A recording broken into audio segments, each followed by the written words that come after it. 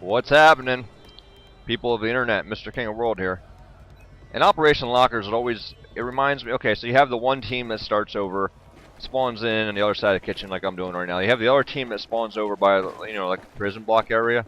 And then it seems like everybody just wants to congregate towards this, like this kitchen door here and that stairway. And I like to call it the stairway to hell because there's people down there. There's people down there. There always is. And it kind of reminds me, that country song where it's like, I'll start walking your way and you start walking mine, and we'll meet in the middle, and then we'll all die. Like, that's kind of what it reminds me of. That's not the exact words of the song. I don't know. I don't listen to country music. But that area in this particular match is actually not that hectic, believe it or not, and it's very unusual for it to be like that. It's usually pretty crazy in true Lockers fashion. And Lockers, I gotta say, despite that, it's one of my favorite TDM maps. Right up there with maybe Shanghai and Dawnbreaker, and at least in the base game. And this guy did not even. What are you? I'm down here trying to reload my stuff. And this guy just tried to step on my face or something. But I'm using the MP7 here, MP7 PDW. Now, why am I using an engineer class in TDM? It makes no sense. Well, the only reason I am is because DICE decided to make PDWs exclusive to the engineer class in BF4. And it doesn't make a lot of sense. PDWs are close-range weapons. Engineer class, usually if you're running engineer, you're probably playing conquest or rush or something like that with vehicles and long-range weapon maps, and then you're gonna want to use a carbine or even a DMR for this game modes. And watch out for, I don't know how many times this toilet has exploded on me and killed me. I think I've died more times to this toilet than I have. Now, obviously I know that the toilet doesn't actually explode. There's like a little red propane tank sitting next to it. But I don't know how many times I've shot a hole in the wall and then ran in there and the toilet just blew me up.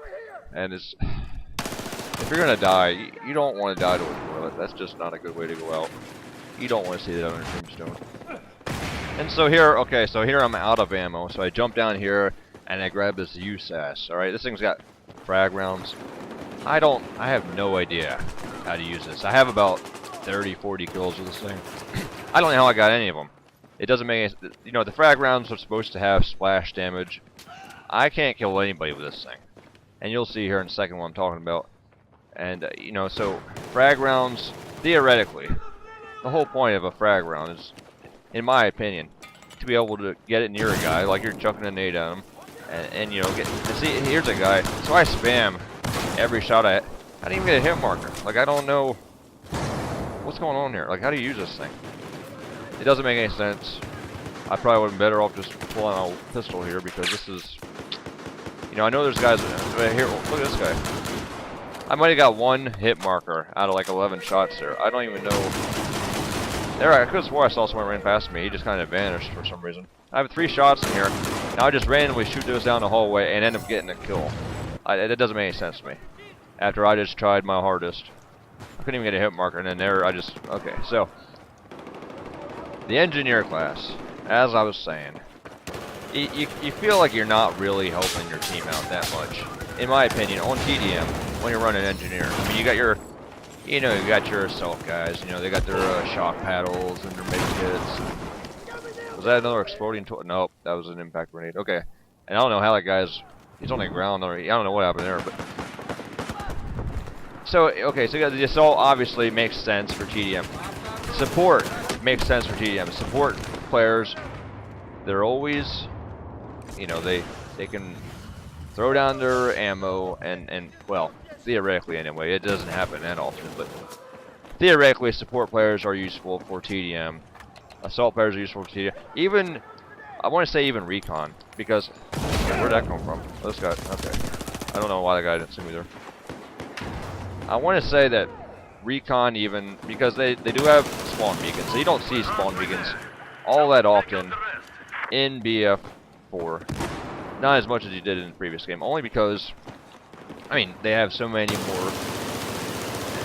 There took me about 40 shots to kill this guy. They have so many more choices, and so there's just no really need for a spawn beacon unless you're in a map where, you can spawn in and parachute down and do things like that. But they have the motion sensors, they have their tugs, And it just seems like they are, you know, they're helping out the team somewhat in TDM. Obviously, assault, support have a place. To me, it just seems engineer and TDM just doesn't make a whole lot of sense. Now, the case we made, well, you know what? They can blow holes in the wall. You know what? You know who else can blow a hole in the wall? Huh? The Kool-Aid Man. Okay, I'm guessing he wouldn't fare too well in TDM either. It just doesn't make a lot of sense. But PDWs are great for TDM, and you know, if I have to use an engineer class to be able to use my MP7 and TDM, then so be it. And the MP7, alright, it does not get a lot of love, in my opinion. Now, obviously, it's a China Rising expansion pack weapon, so a lot of people don't even have access to it if they wanted to use it. Secondly, it does 20 damage up close, like that's the max. And you know, when you're playing with guys that are using other assault rifles and carbines that pretty much all do about 25 damage max, some even 34 damage max, and there you see ABCs as easy as 1, 2, 3. Like I just took 3 guys out with 1 mag because of that, and that's why I'm using this MP7. 40 rounds in the mag makes it very easy for popping off 2, 3 guys, one clip right there, essentially. But yeah, the 20 damage, not as good as 25, obviously, or 34 that, like, you know, like the Scar H has, and some of those other.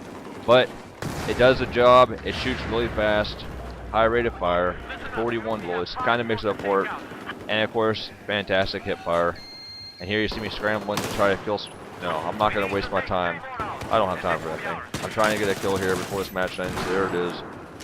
I unlocked my heavy barrel, which is like the most useful thing ever in the world for this MP7. Yeah, not really.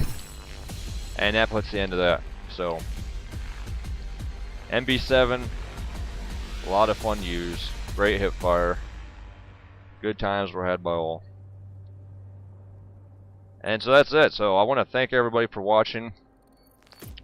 And, you know, leave a like rating if you're feeling generous.